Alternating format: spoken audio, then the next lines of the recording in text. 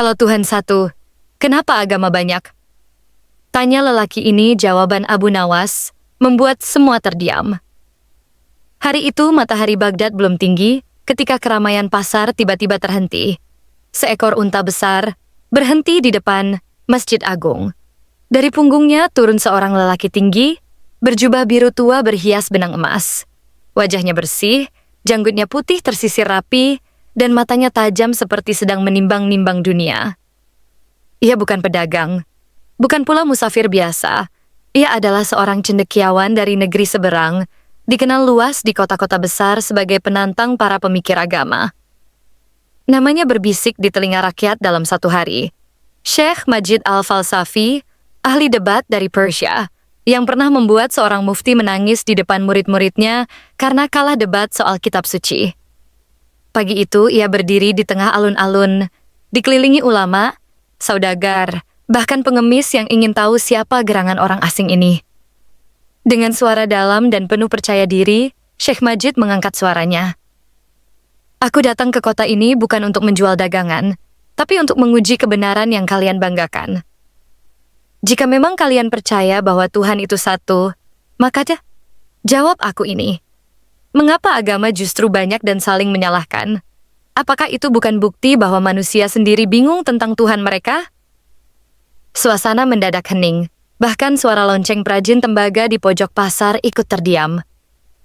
Tak butuh waktu lama, kabar tentang pertanyaan itu menyebar hingga ke warung-warung teh, ke teras madrasah, hingga ke dalam istana Khalifah Harun al-Rashid. Para ulama mulai gusar. Mereka berdiskusi, bertengkar, bahkan sebagian mencoba membuat jawaban tergesa-gesa. Tapi nama yang paling banyak disebut rakyat adalah satu, Abu Nawas. Panggil Abu Nawas, dia pasti bisa menjawab. Tapi dia bukan ulama sungguhan. Justru itu, ia lebih berbahaya dari ulama manapun. Ia punya mulut seperti pedang dan kepala seperti sumur tak berdasar. Di saat semua kota panik, Abu Nawas sedang duduk di emperan toko roti, menyuapi seekor kucing yang pincang.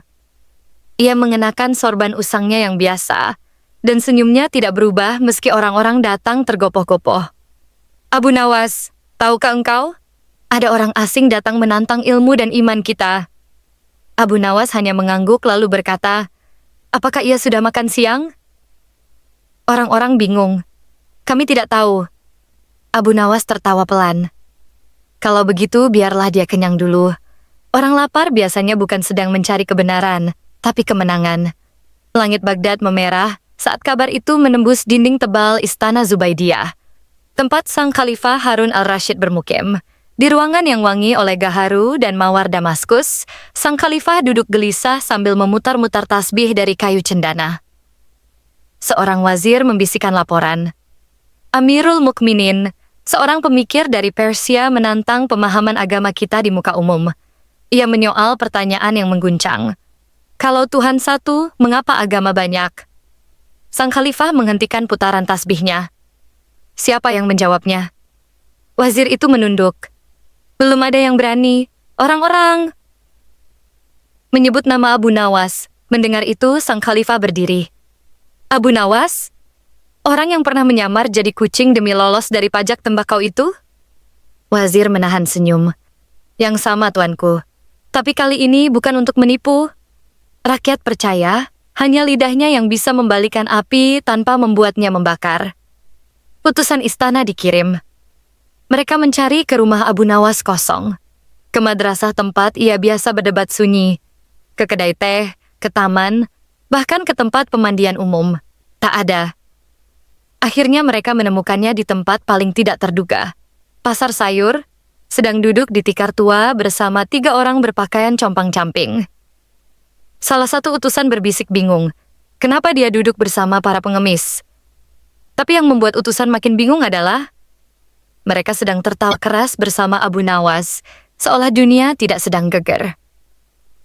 Abu Nawas tengah berbincang dengan mereka, bertanya, wahai teman-temanku, bila kalian hanya punya 1 baju dan 4 anak, bagaimana membaginya? Salah satu pengemis menjawab, aku akan potong-potong dan bagikan secukupnya. Yang lain berkata, aku akan berikan pada anak yang paling butuh. dan satu lagi tersenyum. Aku akan meminjamkan bergiliran agar semua merasakan kehangatannya. Abu Nawas mengangguk.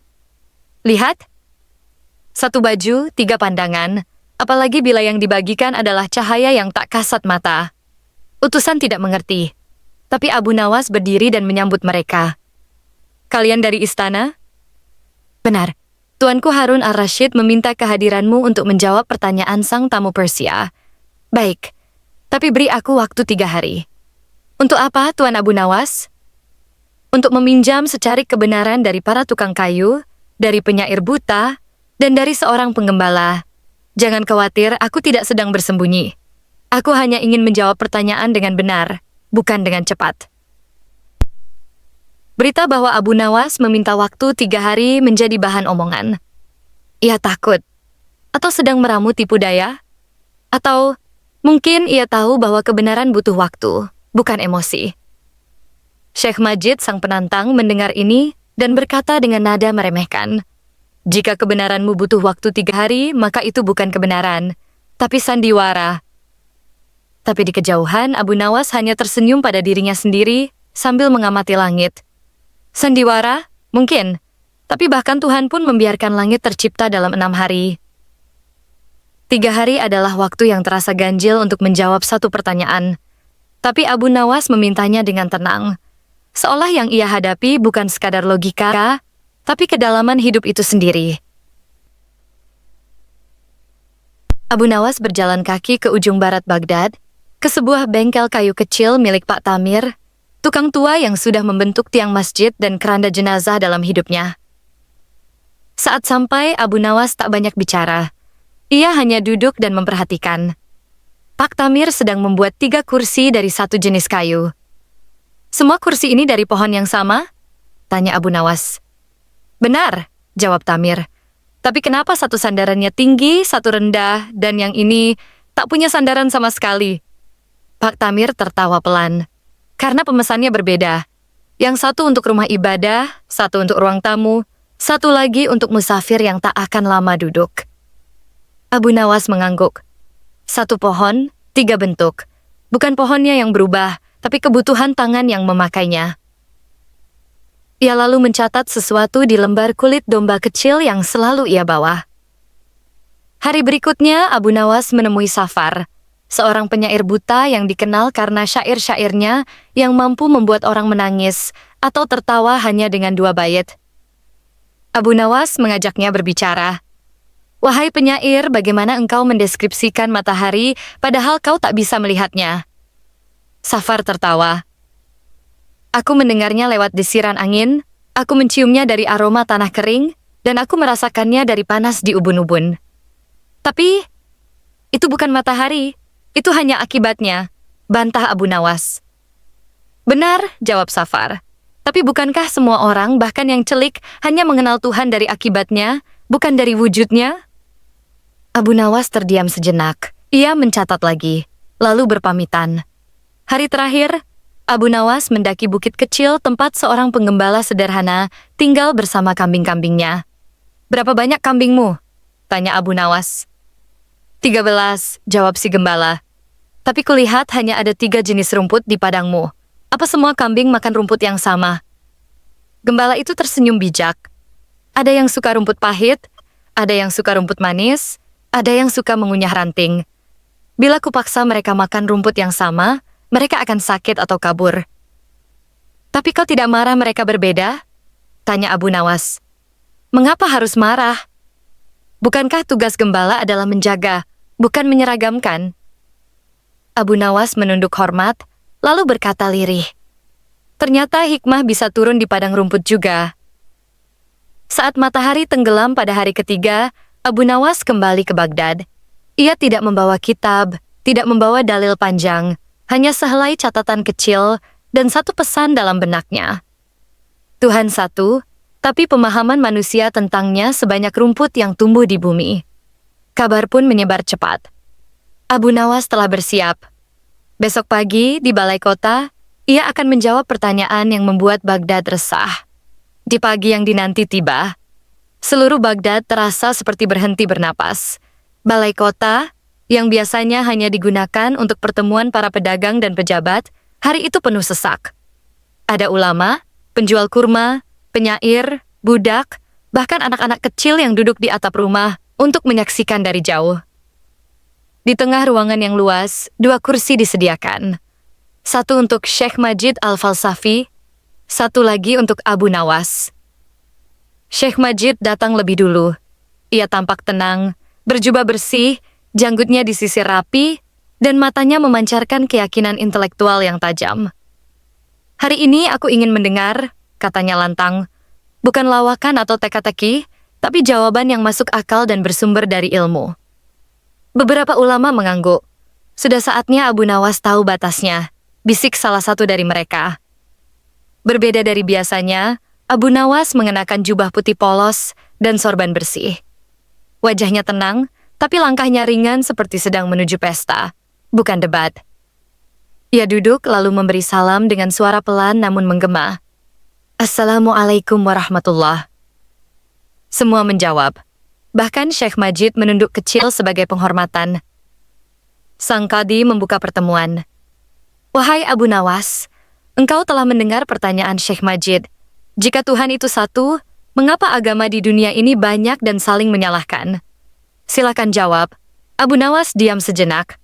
Ia mengeluarkan 3 benda kecil dari dalam kainnya. Sepotong kayu kursi, secarik puisi bertuliskan huruf Arab, dan rumput kering. Ia letakkan satu persatu di atas meja. 3 hari ini aku tidak duduk membaca kitab, tapi berjalan menemui hidup. Ini jawabanku. Ia menunjuk kayu. Dari satu pohon yang sama, tukang kayu membuat 3 bentuk kursi karena pembelinya berbeda, tapi tetap satu pohon, lalu menunjuk puisi. Seorang penyair buta menggambarkan matahari yang tak pernah ia lihat hanya dari efeknya, sama seperti manusia memahami Tuhan dari rasa, bukan rupa.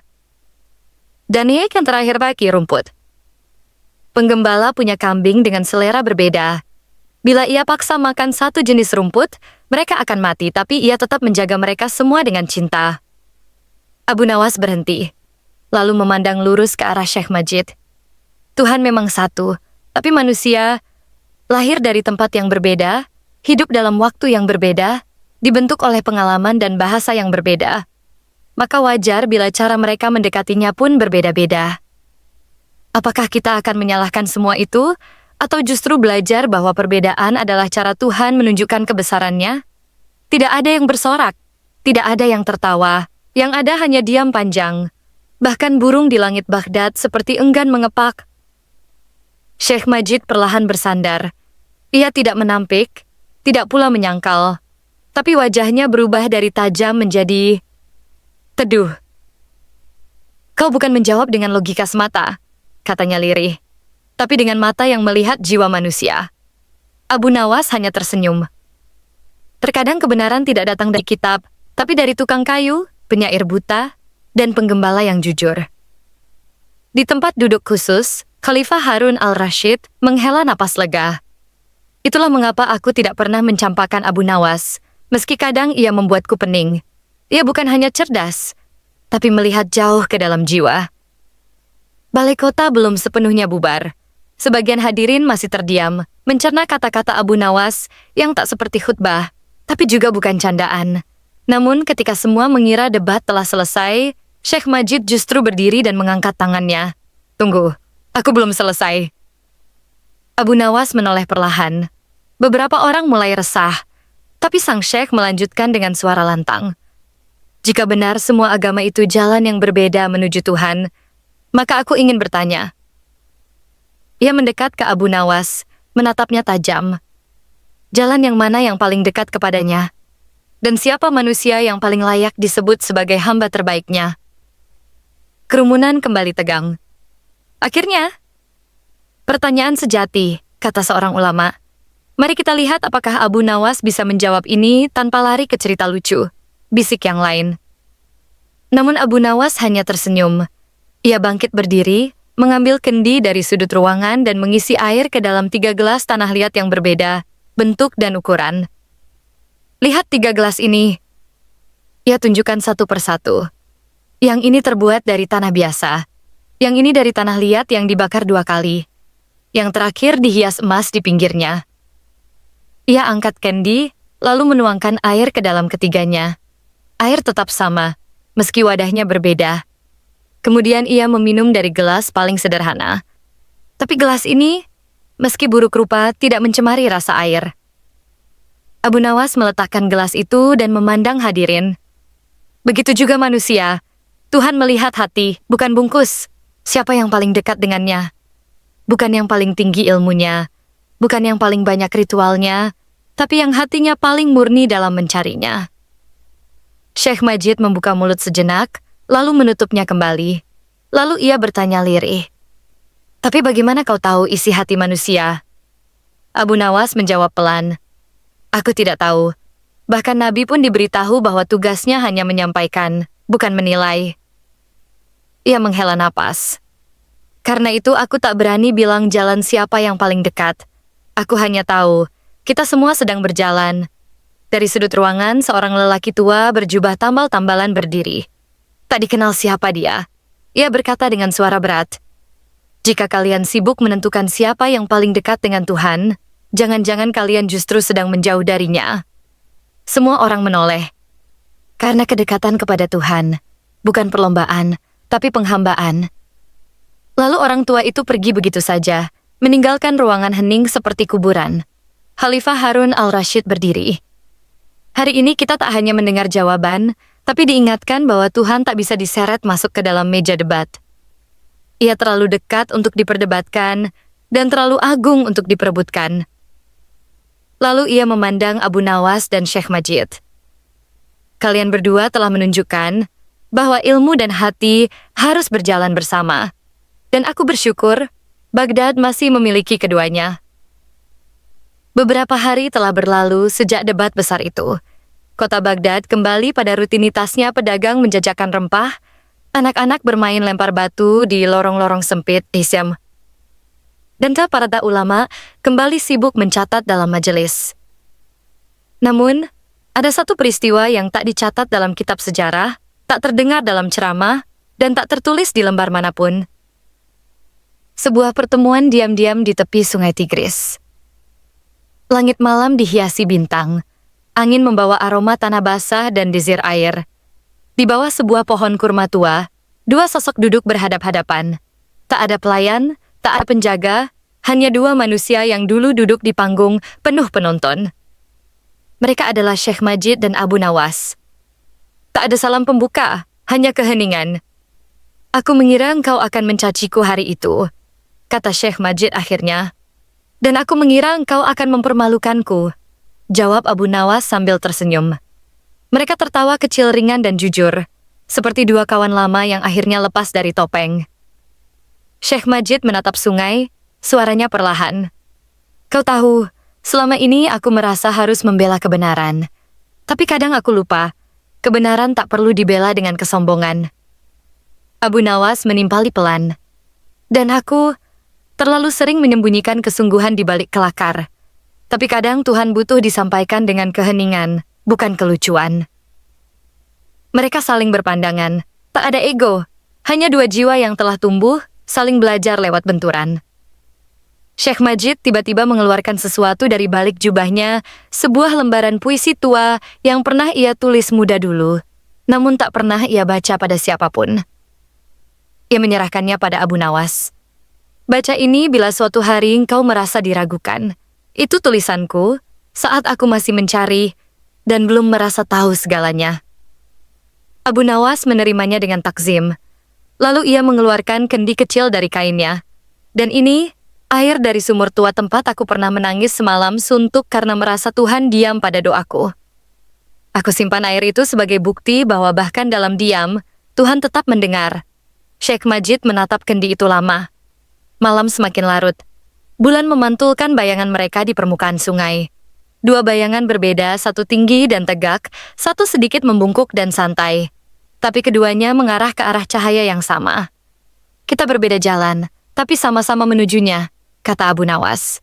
"Dan semoga kita sampai," jawab Syekh Majid. Esoknya, saat fajar menyingsing, orang-orang hanya melihat bekas dua jejak kaki di tepi sungai Tigris. Tanas tak ada yang tahu pasti apa yang terjadi malam itu. Tapi sejak hari itu, Syekh Majid dikenal lebih lembut dalam berdakwah, dan Abu Nawas lebih banyak diam sebelum menjawab. Keduanya tak pernah lagi berdebat karena mereka telah menyadari, kebenaran bukan untuk dimenangkan tapi untuk direnungkan bersama.